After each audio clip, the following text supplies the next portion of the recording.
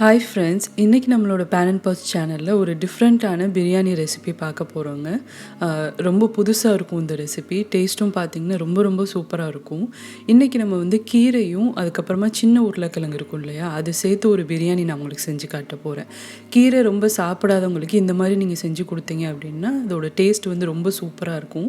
கண்டிப்பாக ட்ரை பண்ணி பாருங்கள். இதுக்கு வந்து நான் சின்ன சின்ன பேபி பொட்டேட்டோஸ்ன்னு சொல்லுவோம் இல்லையா, அதுதான் எடுத்திருக்கேன். அதில் நல்லா நம்ம தோல் சீவிட்டு இதை தனியாக கொஞ்சம் வேக வச்சு எடுத்துக்க போகிறோம். இதில் வந்து நீங்கள் எந்த விதமான கீரையும் சேர்க்கலாம். இந்த மாதிரி நான் ஒரு 1/4 கிலோ அளவுக்கு பேபி பொட்டேட்டோஸை தோல் உரித்து ஒரு பாத்திரத்தில் சேர்த்துக்கிறேன். அதை ஃபஸ்ட்டு நம்ம நல்லா வேக வச்சு எடுத்துக்கலாம். அடுத்ததாக நான் இன்றைக்கி சேர்க்க போகிற கீரை பார்த்திங்கன்னா பாலாக்கீரை எடுத்திருக்கேன். இல்லாட்டி வந்து முருங்கைக்கீரை, அதுக்கப்புறமா அரைக்கீரை, இந்த மாதிரி எந்த கீரை வேணாலும் சேர்த்துக்கலாம். கொஞ்சம் கசப்பு ஜாஸ்தி இல்லாத மாதிரியான கீரையை நீங்கள் சேர்த்துக்கிட்டீங்க அப்படின்னா பிரியாணி வந்து ரொம்ப டேஸ்ட்டாக இருக்கும். இப்போ இதை வந்து நல்லா கொஞ்சம் க்ளீன் பண்ணிவிட்டு பொடியாக கட் பண்ணி நம்ம எடுத்து வச்சுக்கலாம். இப்போ அடுத்ததான் இந்த பிரியாணிக்கு தேவையான வெங்காயம், தக்காளி எல்லாமே நான் கட் பண்ணி ரெடியாக எடுத்து வச்சுருக்கேன். இப்போ ஒரு பேஸ்ட்டு நம்ம அரைக்க போகிறோம். அதுக்கு இங்கே ஒரு மிக்ஸி ஜாரில் ஒரு 6லேருந்து 7 ஏலக்காய் சேர்த்துக்கலாம். ஒரு 7-8 பீஸ் அளவுக்கு கிராம்பு சேர்த்துக்கலாம். ஒரு சின்ன துண்டு அளவுக்கு பட்டை. அடுத்ததாக வந்து ஒரு 1/2 டீஸ்பூன் அளவுக்கு ஷாஹி ஜீரான்னு சொல்லுவோம் இல்லையா, அது சேர்த்துக்கலாம். அடுத்ததாக 1 டேபிள் ஸ்பூன் அளவுக்கு முந்திரி பருப்பு சேர்க்குறேன்.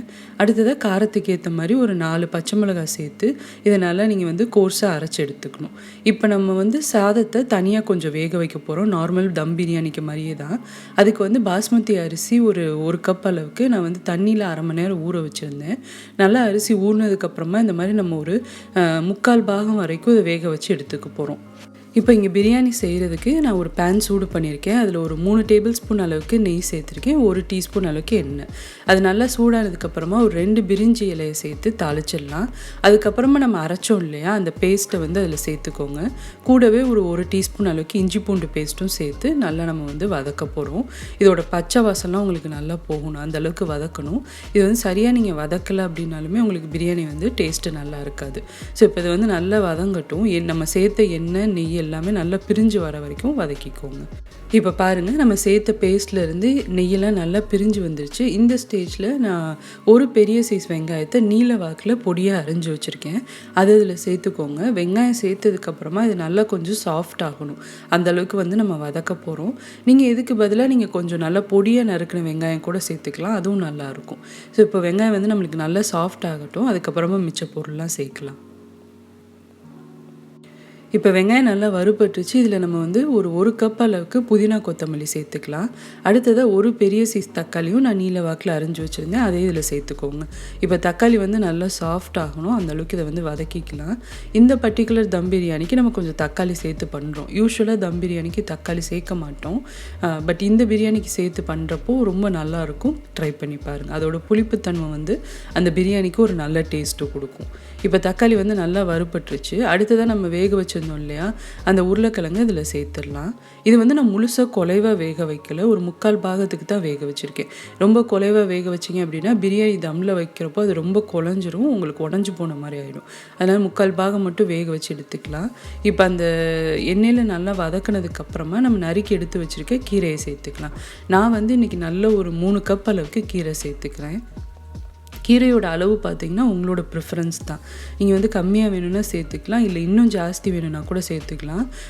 எப்படி பண்ணாலுமே ரொம்ப இது டேஸ்ட்டாக இருக்கும். இப்போ கீரை சேர்த்ததுக்கப்புறமா நல்லா அதை வந்து வதக்கிக்கோங்க. பார்க்குறதுக்கும் உங்களுக்கு ஜாஸ்தியாக இருக்கிற மாதிரி இருக்கும். ஆனால் நம்ம நல்லா வதக்குனதுக்கப்புறமா பார்த்திங்கன்னா அதோட குவான்டிட்டி ரொம்பவே கம்மியாயிடும். இப்போ நல்லா கொஞ்சம் வதக்குனதுக்கப்புறமா நான் வந்து ஒரு 1/4 டீஸ்பூன் அளவுக்கு மஞ்சத்தூள் சேர்த்துக்கிறேன். அடுத்ததான் இந்த பிரியாணிக்கு தேவையான அளவு உப்பு சேர்த்துக்கலாம். ஒரு டீஸ்பூன் அளவுக்கு நான் உப்பு சேர்த்துருக்கேன். இப்போ எல்லாம் சேர்த்ததுக்கப்புறமா நல்லா அதை வந்து வதக்கிக்கோங்க. தண்ணி எதுவுமே சேர்க்க தேவையில்லை, ஏன்னா கீரையில் இருக்க தண்ணியே உங்களுக்கு ஜாஸ்தி வரும். ஸோ அதனால் நான் கொஞ்சம் தண்ணி சேர்க்காமல் நல்லா அதை வந்து வதக்கி எடுத்துக்கலாம்.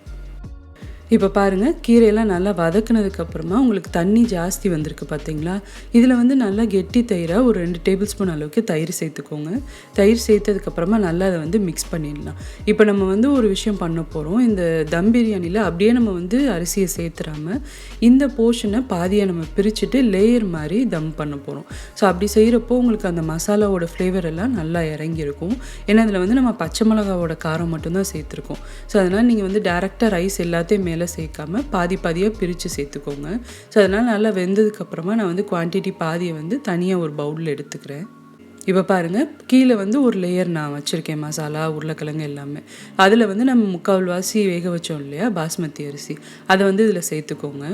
ஒரு 75% அளவுக்கு அரிசி வெந்திருக்கு, முழுசாக வேகலை. பாக்கி வந்து நம்மளுக்கு இப்போ தம் வைக்கிறப்போ நல்லா வெந்துடும். இப்போ நார்மல் தம் பிரியாணியை விட அரிசி வந்து இதுக்கு கொஞ்சம் எக்ஸ்ட்ரா நம்ம வந்து வேக வச்சுருக்கோம். தம் பிரியாணிக்கு வந்து பொதுவாக ரொம்ப கம்மியாக தான் வேக வச்சுட்டு தம்மில் தான் வச்சு வேக வைப்போம் இல்லையா, இதுக்கு வந்து கொஞ்சம் எக்ஸ்ட்ரா வேக வச்சுருக்கோம். ஏன்னா கம்மியான நேரம் தான் நம்ம தம்மில் வைக்க போகிறோம். இப்போ அரிசி லேயர் பண்ணதுக்கப்புறமா நான் மேலே வந்து இந்த மசாலாவை சேர்த்துக்கிறேன். சேர்த்துட்டு கொஞ்சம் முடிஞ்ச அளவுக்கு நல்லா ஸ்ப்ரெட் பண்ணி விட்டுருங்க. நல்லா ஸ்ப்ரெட் பண்ணதுக்கப்புறமா ஒரு டைட்டான மூடி போட்டுட்டு மேலே வந்து நல்லா ஒரு க்ளீனான கிச்சன் டவல் நான் வச்சுக்கிறேன். அதுக்கு மேலே ஒரு வெயிட்டான ஆப்ஜெக்ட் வச்சுக்கிறேன். இந்த மாதிரி வச்சுட்டு நல்லா ஒரு 15லேருந்து 20 நிமிஷம் பக்கம் கம்ப்ளீட் சிம்மில் வச்சு தம்மில் வைக்க போகிறோம். நல்லா அதுக்கப்புறமா உங்களுக்கு உதிரியான பிரியாணி ரெடி ஆயிரும். உங்களுக்கு டவுட் இருந்தது அப்படின்னா நீங்கள் கீழே ஒரு தோசை தவா வச்சு கூட நீங்கள் தம் வைக்கலாம். இப்போ பாருங்கள், 20 நிமிஷம் பக்கம் ஆயிடுச்சு. சூப்பராக நம்மளுக்கு வந்து பிரியாணி ரெடி ஆயிடுச்சு. அரிசியுமே ஃபுல்லாக நம்மளுக்கு வெந்துருச்சு பார்த்தீங்களா. நல்ல ஃப்ளேவர்ஃபுல்லாக இருக்குங்க. ரொம்ப ரொம்ப டேஸ்ட்டாகவும் இருக்கும். டிஃப்ரெண்ட்டான ஒரு பிரியாணி இது ரெசிபி இது. கண்டிப்பாக நீங்கள் ட்ரை பண்ணி பாருங்கள். கட்டாயம் எல்லாருக்குமே ரொம்ப பிடிக்கும். இது வந்து நீங்கள் டிஃபன் பாக்ஸ்க்கும் கொடுத்து விடலாம்.